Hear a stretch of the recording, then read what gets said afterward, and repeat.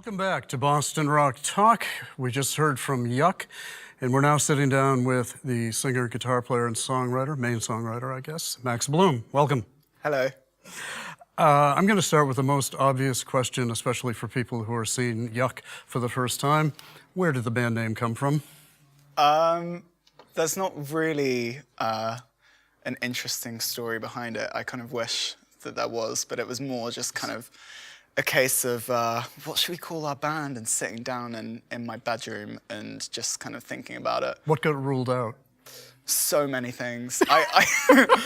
None that I care to mention right now, but yeah, we landed on Yuck, and I guess it just started as a bit of a joke name, but then that's what happens when, yeah.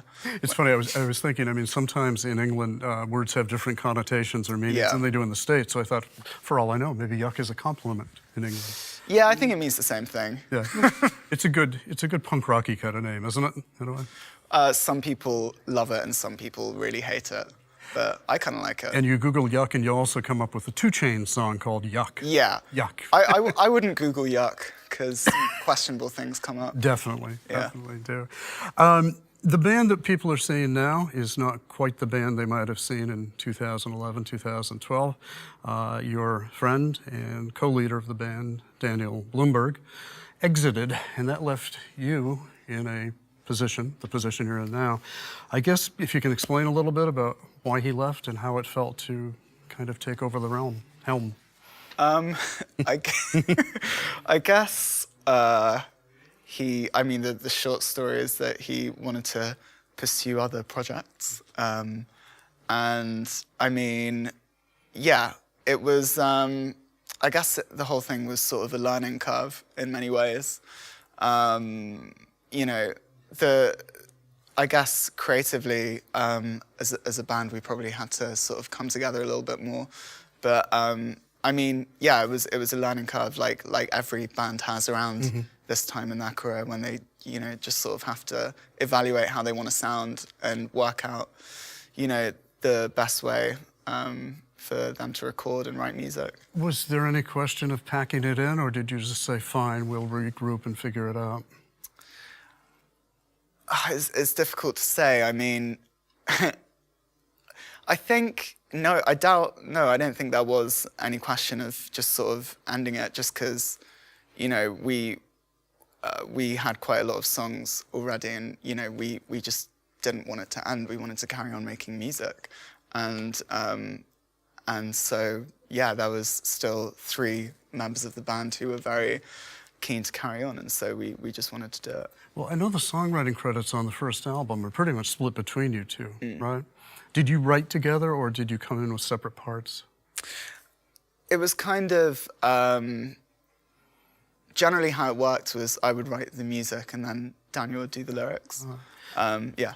So how about now? Now that I mean, I know there's some co-writes on the record. Mariko does 1 or 2. Ed does a couple, I think.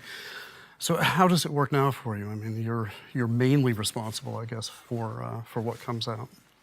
Yeah, I mean, on this record, I think when there are co-writes, I mean, with Mariko, it was the same sort of thing. I wrote the music and then she did the vocals and lyrics and stuff like that. And you know, we've written a song in the past where, you know, she's written the music and stuff like that. And Ed also wrote the music and vocals for a couple of songs on the record. So it just depends, really. I mean, it kind of feels nice to have everyone involved, just because, you know, writing on my own was, I guess, something that I had to get used to, but in a way it kind of felt quite isolating. And, you know, I'm lucky enough to be in a band with 3 other incredible musicians, and so it would be a shame to waste their talent. Are lyrics the most difficult part for you? I mean, everything's difficult in its own way. I mean, if you're separating it into like music and lyrics, I guess, they kind of come from totally different places. Yeah, I mean, lyrics can be really easy and can just kind of pour out in a couple of minutes, or they can take, you know, weeks, months, or whatever. So it just depends. You guys have on record, I think, kind of an interesting approach to the vocal mix too, because it's not that prominent in some ways, or at least from what I'm hearing. Is that a conscious choice to kind of move it down a little bit in the mix? Yeah, I mean, on the first record, we were listening to a lot of music where, for one reason or another, it was kind of like, you know, the vocals were really like embedded in the guitars, and we wanted to sort of sound that way. And so that was a conscious decision for sure on the first record, bearing in mind we didn't really know anything about producing or mixing. We were just kind of winging it. And then at this point, you know, we recorded this album as well. I guess mix-wise, we were just trying to get everything sounding as balanced as possible, if not a little bit more guitar heavy. So, yeah. Well, the balance of melody to, if you will, noise or fuzz, distortion, whatever you want to call it, that's sort of shifted a bit, hasn't it, over time with you guys? Yeah, in some ways. I mean, I still kind of, what kind of appeals to me a lot is kind of lots of noise, but like melodic noise as well. So I guess that hasn't changed. And I guess that leads to the inevitable shoegaze question. You get accused or praised for being kind of 90s revivalists and bringing back some of the Ride and My Bloody Valentine and some of that. I don't know if that's accurate, or how do you look at that?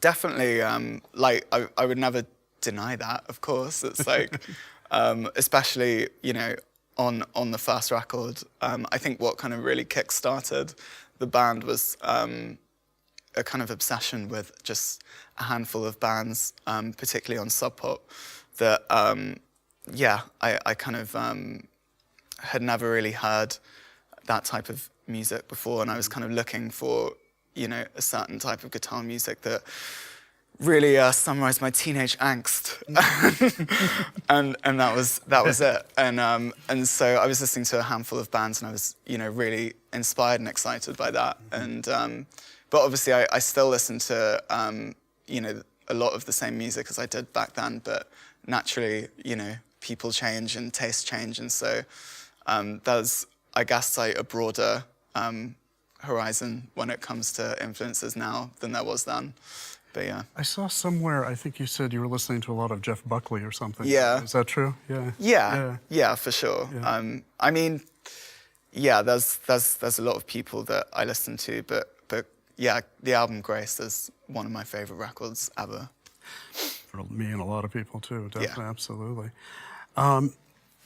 I guess just talking about themes that you want to explore, and this is an honest question, I'm not really sure because a lot of the lyrics I'm not quite certain of, and I did that Wikipedia or internet search for the lyrics. Yeah. They're blank at the moment. No one's filled them in yet. And you don't have them on the album itself printed either. So I'm listening hard and going, I'm not quite Actually, sure. that being said, they are on the vinyl version. It's a little insert. Okay. Got to get the Yeah. vinyl. So you have to go buy the vinyl. So the question, honestly, is sort of where are you coming from on this album lyrically? I mean, how do you explain the moods, textures, topics? I guess lyrically, the album is kind of about just various kind of personal experiences that I've been going through over the past couple of years. And I quite enjoy sort of writing about quite mundane things in a way, just things that affect me. I kind of it's kind of quite therapeutic and cathartic to just write about things that affect me and people around me. I know some people kind of can write about characters and stories, but I've never really been able to do that. And yeah, when I write a song, I just kind of want to write whatever comes to mind, and so yeah. Does a song mean something specific to you? It can do. It depends. I mean, some songs, mean something very specific, and then some are just about a thought or mood or feeling or whatever, and you know, just words kind of just happen. I kind of like that in what you do in some other bands too, where you're not trying to tell a 3 or 4 minute story. You're just kind of laying a mood, throwing a few thoughts out, and putting somebody in a place where they can bring their own thoughts, I guess, into it. And I've always found it pretty difficult to sort of tell a story over a kind of 3.5 minutes time length. Right. Yeah. One of the really fun things on your website is your parents. Yeah. And their endorsements. I don't go to it now. We'll finish the rest of the show, of course, people who are watching. But there's some very clever endorsements from your parents, Mariko's in particular, because I believe her parents, she would embarrass her parents if it were to fail and people did not buy the record. And tell us about some of the other little parental endorsements. Yeah, I mean, that was just an idea that we had that we thought would be funny to promote the record, where, yeah, we just got all of our dads to just sort of urge people to buy the record, and we wrote a script in like a couple of minutes, and basically the general story was you got to buy the record because you know, otherwise the kids are going to have to move back into the house, and that's not going to be possible because we've turned that room into a jacuzzi sauna. You were all building jacuzzis, Yeah. right? Wasn't that Yeah. So that was the general theme throughout. And obviously, my dad thinks he's a really great comedian, but he's not. And so he had some ideas of his own, and he was trying to riff off me, and I was just like, please, just stick to the script. But Were there a lot of takes? One or two. I mean, look, they're not actors. No. But what we did was we just printed out the script nice and big because my dad has very bad eyesight, and just sort of showed it to them, and then said, okay, we're going to do this now. So basically the first time they were reading it was when they were being filmed. But yeah, I think it turned out quite well. They're all really good sports, and I haven't actually met Mariko's dad because he obviously lives in Japan. Right. But yeah, he was great. I hope she doesn't embarrass the family. Me too. And that's it. One other thing about family, I noticed you thank on the record family, friends, and cats. Yeah. What have the cats done to further the career of Yuck, or what kind of support have they lent you? Well, I mean, there's only one cat in the band, and that's my cat. Okay. And so it really should be cat singular. But what's the cat's name? Whiskey. Whiskey. Whiskey. Not Whiskers. No. Whiskey. See, thing is, she was. I mean, how much time have we got? Because I could really talk for years about my cat. How does it inspire you? How does Whiskey inspire you?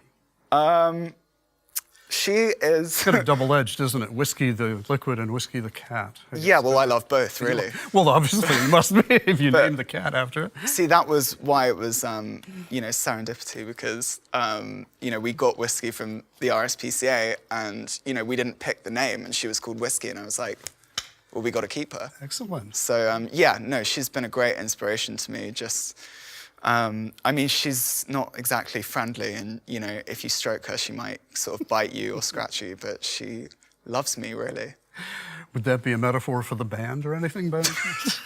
A little prickly, or not? Maybe. If you want to read into it like that, that is fine. I want to ask you about the guitar sound that you and Ed get.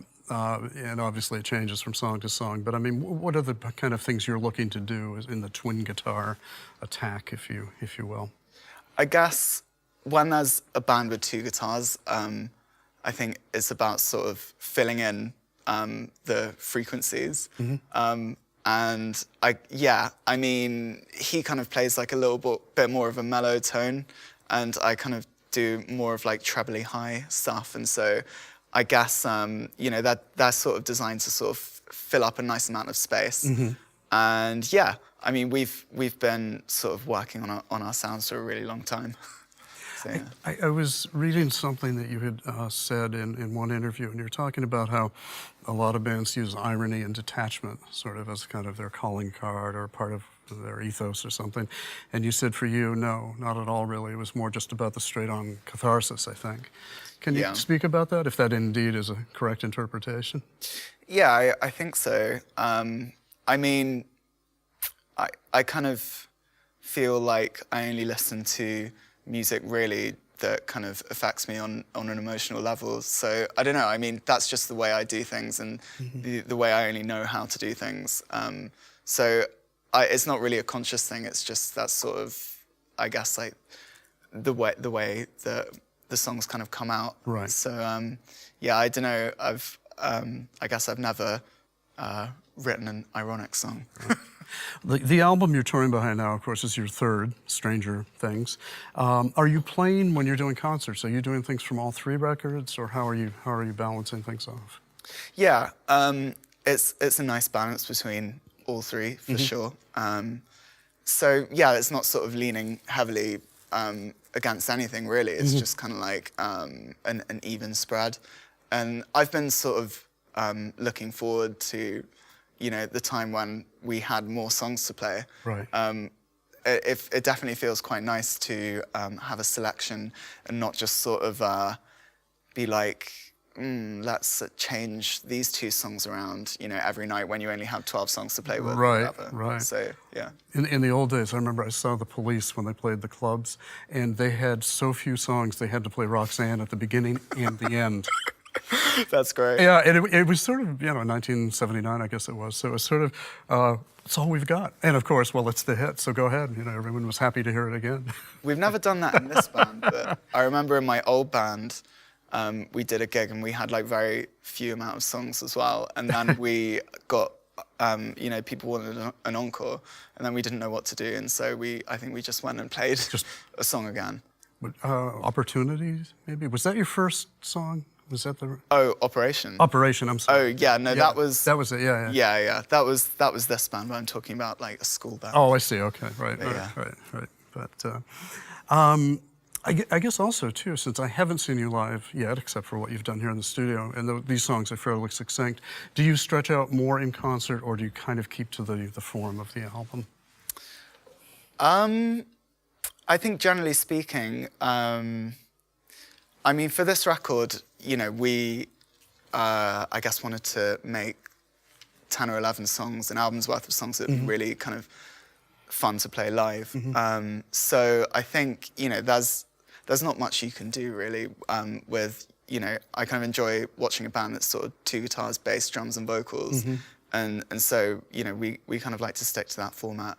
And yeah. So, I mean, you don't jam. Oh, right, that's what you mean. Well, just, yeah, sort of extended jams, you know. Nothing like, you know, Grateful Dead, but yeah, I mean, you know, if we're feeling a little bit fruity, then yeah, maybe maybe we'll go into a jam. But yeah, it's not often. You've got to sort of catch us in the right mood. But yeah. This is, how many times have you been to America? This is maybe your 3rd trip through? Oh, I think it's more than that. More than that. Maybe like 6 or 7. How are you finding audiences changing or developing for you here? It's interesting. I mean, generally speaking, the audiences in the US have been really great and supportive. And I mean, for this tour, it's just been quite surprising because there's been, you know, people who have kind of just discovered the band, right. and I really like that, and it's quite, you know, refreshing to, you know, just to meet those people, and then there's that combined with, you know, people who have listened to us from the beginning and stuff, and it's all very, you know, gratifying, but you know, things, the audiences are definitely changing, but yeah. Well, I know you're going to play us out with As I Walk Away, and you want to just tell us a bit about that song, just to set it up. That's one where you don't sing lead. Yeah. So I can just sort of sit back and watch Mariko sing, have a break. But yeah, that is, I think, the second song that me and Mariko wrote together. And it's, yeah, definitely in the top 3 of my favorite songs of the band, I think. It's a beautiful song. Yeah. Oh, well, thank you. Yeah. Yeah. And and so I guess it means a lot to me in that respect, because it's quite, you know, a rare thing that me and Mariko collaborate. So, yeah. Well, it also serves as a good outro song, doesn't it, As I Walk Away? I think so. All right. Well, I will leave you. Thank you very much for joining us. Thank you for having me. And this has been Boston Rock Talk with Max Bloom and Yuck here today. Thanks for joining us.